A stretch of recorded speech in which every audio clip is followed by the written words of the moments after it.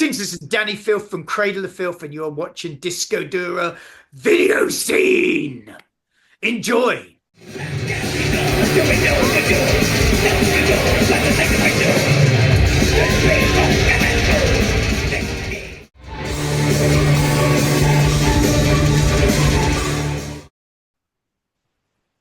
I find it very hard to describe our music. I find that best for everybody else. But one thing I don't like doing is describing lyrics, music, anything like that, because when we write music and when we create our art, it's there for personal distillation. You know, it's there for people to, I don't know, form their own opinions. Form. When I first got into music, that's what I loved about heavy metal, is the fact that a lot of albums didn't come with lyric sheets, and I formed my own opinion about what that album was about from the album cover, from what I thought the lyrics were about, which most of the time is wrong. And and that's how I write. That's how we write. We try and write for everybody, and everybody get their own opinion out of it. Obviously, we have our themes, etc., which we can possibly talk about. But I don't know how I describe the album, to be honest. There's a lot going on, so I couldn't say, wow, it's an album full of I don't know, fast riffs. There's a lot of flavors, and I wouldn't know how to describe it, to be honest. And I wouldn't want to describe it to anybody. I mean, if it's our first album, obviously it would be put under, I don't know, gothic death doom soundtrack. I don't know. Those sort of descriptions are really just for people to go shopping in record stores, and we know there's not many of those left anymore.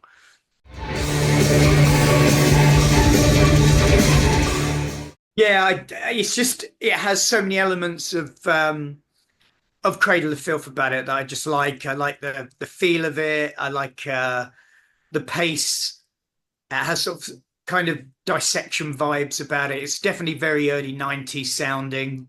I don't know, it's just one of the longer songs on the album, and it's very intricate. It's got a lot of it's fast and melodic, and has a very evil midsection, and yeah.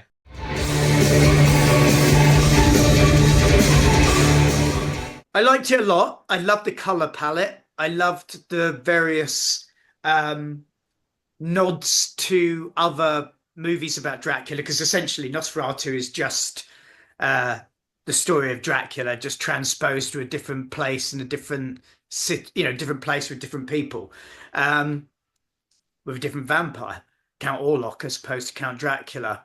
And I love the passing nods to all those previous movies. I love the music. I just didn't find him that scary. I wished it had been a little scarier without relying on CGI. CGI would have ruined it. But if that was the only fault I found about it, really. I loved the ending. I thought that was glorious. It really reminded me of Baudelaire's Metamorphosis of the Vampire.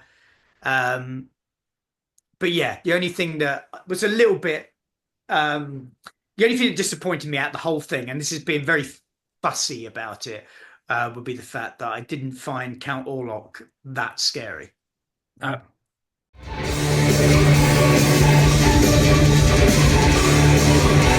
Iron Maiden, and obviously whoever wrote that biography is a fan of Iron Maiden as well.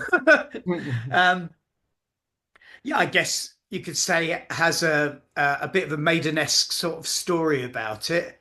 Along the lines of Rime of the Ancient Mariner, but obviously not as long. I guess it has that kind of power slave feel, very galloping riffs. I mean, originally being a British band, you could say that the torch has been passed down to us.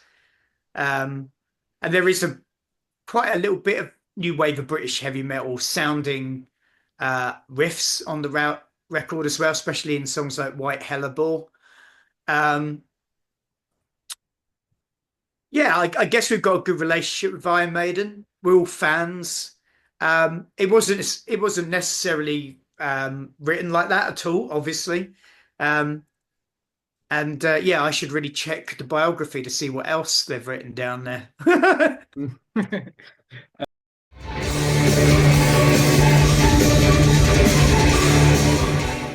Yeah, well, yes, I'm sure at one point or another there could definitely be a movie about Cradle of Filth, our influences and history and people we've influenced and where we grew up. I'm sure there's plenty of material, but if anybody's even interested, yeah, I think it's a distinct possibility if we're still around in the future.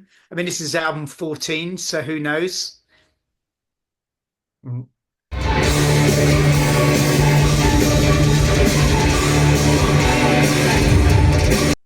I think the two new people that joined our band, which was 3 years ago, I hasten to add, Mhm. Donny Burbidge and Zoe Fedorov.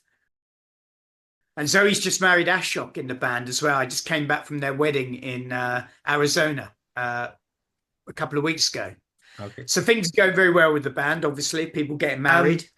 But I think they brought some inspiration from our past because their entry level as fans would have been around the Dusk, Cruelty, Midian era. Um, and yeah, being fans of the band beforehand, they obviously provided what they thought was necessary, as contributions to the new record. And I think they might have brought a bit of that flavour with them. And I don't think it's bad to have a little nostalgia in the band. After all, um, you can't really plagiarize your own band because if you created that sound in the first place, that's yours, and you can't really steal from yourself. Um, but it's a very modern sounding record. The production's amazing. We utilized lots of like modern techniques to get the sound we wanted, and we always have one eye on the future. But this album, yeah, I would say there's a decided um, look back, a nostalgic look back, maybe on some of our previous works. Yeah. So yeah, it's flavoursome with past triumphs as well. And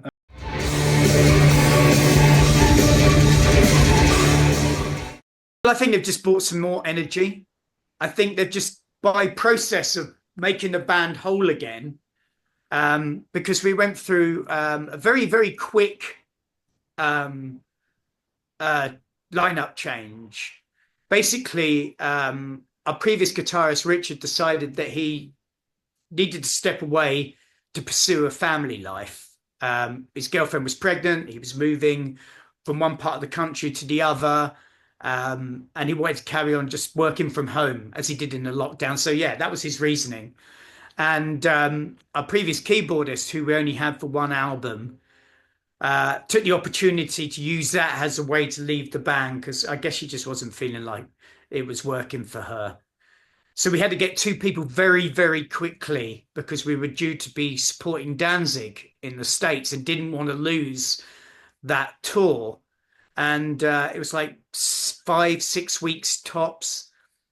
And unbeknownst to me, the people that were looking for these new musicians really did put a lot of effort into finding people that would not only musically be profound, but also work very well in context of being friends, of being just good for the band. I mean, when you join Cradle of Filth, you have to wear lots of different masks, really.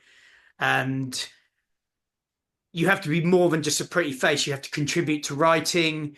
You have to get along with the band. Because we do a lot of things in the band that are similar to, I guess, team building exercises, but we don't call them that. We just go out and we organize days out. We do a lot of sightseeing.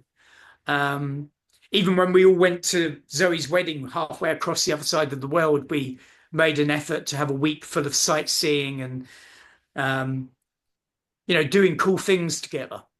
okay. So it's important. And we found the right people with Donny and Zoe, and this album is proof of that. Seamlessly, integrated these people into the Cradle of Filth sound and mythology and lifestyle. Hmm.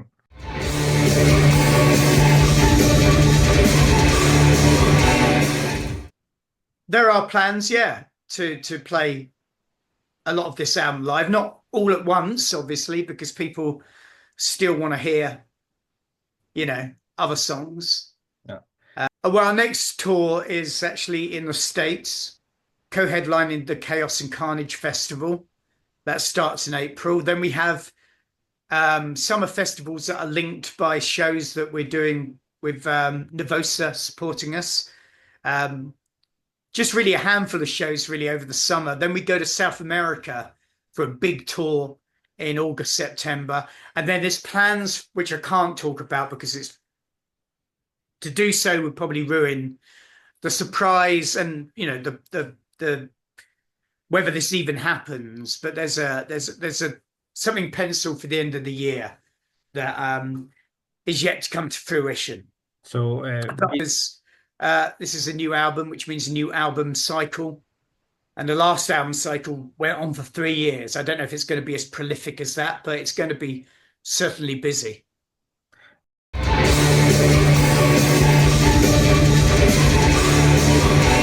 Roberto Diaz, and I think Diaz. Our previous work was created for, well, we did 3 albums with the same artist, and that was Arturs Berzinch from Latvia, contemporary Latvian artist, very well respected. But we felt that our tenure, our stay with Nuclear Blast had ended. And so with that, we decided we wanted a new, fresh start with everything. So we decided to look for a new contemporary artist, the one that could best serve this album and be kind of original in its sort of outlook as well. So basically, I sent him all the lyrics, the artist, and he came a slew of, well, smorgasbord of different works that best complemented the songs.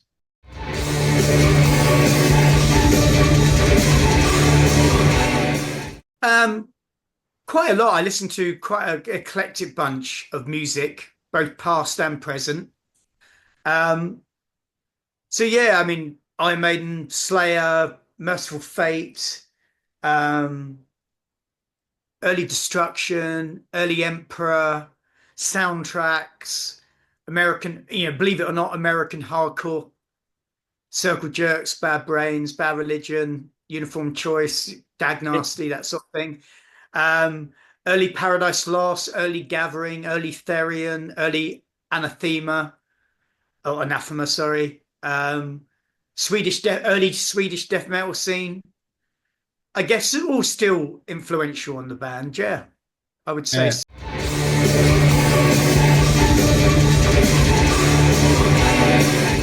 Being, like I say, a British band, you're going to be influenced by those that came before you.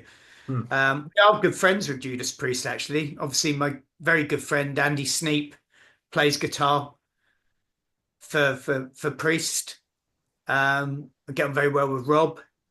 And their last 2 albums, as produced by Andy Sneap, are fucking fantastic as well.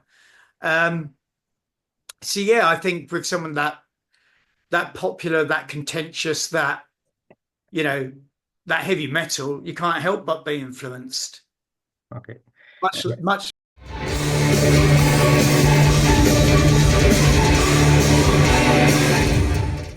I have, yeah, and I've been working on it for some time. Unfortunately, last week it took a bit of a hit because with the new Mac update, it deleted about, well, a few months worth of work, and I haven't been able to retrieve the file. It's gone. Just I've had experts. I had a person come to my house yesterday, a friend who is a computer coder, and if he can't get something back for you, no one can, and he couldn't do it. So I lost a load of work last week, and I'm still fucking really pissed off about it. Hmm, Uh, I see. so yeah, it's not something that I'm cool about talking about at the moment. But yeah, there's plans. But the thing is, for me, I'm so busy with Cradle of Filth. I don't have any time for my other band, Devilment, either. We're under new management. We've got, well, we have been with Des and Anastasia Fafara for the Oracle management for about 6 years now. They've got us great things. We've got this Vetements fashion clothing line doing a range of Cradle stuff. We've got various projects going with Blackcraft, productions, the new album. Yeah, we're just so busy. I mean, I have a book coming out shortly, which, obviously an autobiography, probably next year, which was transcribed about 3 years ago with the author.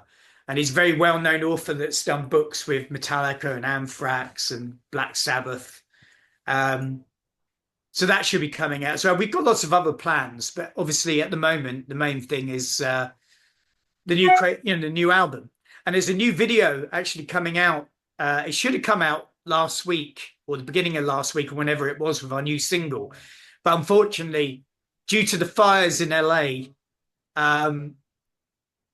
the video couldn't be finished. So we're probably going to be waiting at least a couple more weeks for that to surface for the song To Live Deliciously, which is already out. But there is a third video and possibly a fourth video also coming out with the release of the album on 22nd of March, is it? Or the 21st of March?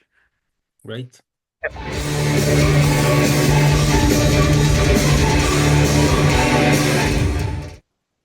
Guilty pleasure in music. Oh, probably got too many. Yeah, probably got too many. I do enjoy a bit of Ultravox. It was the first band I ever got into, and I still find them quite dark in places. So I do enjoy a bit of that. I do enjoy Prince. I like a bit of Prince as well. Good musician. Fuck yeah, absolutely. So yeah, I mean, I wouldn't even say it's a guilty pleasure because there's so many friends in black metal and death metal bands who are fans of Prince. Okay. Soundtracks, definitely. That's my guilty pleasure. I listen to soundtracks probably more than I would heavy metal. Okay.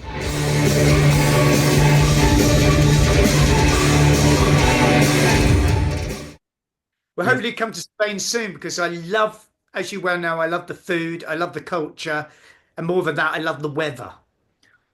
But I can't buy a house there anymore because we're not allowed to. Yeah, we really enjoyed our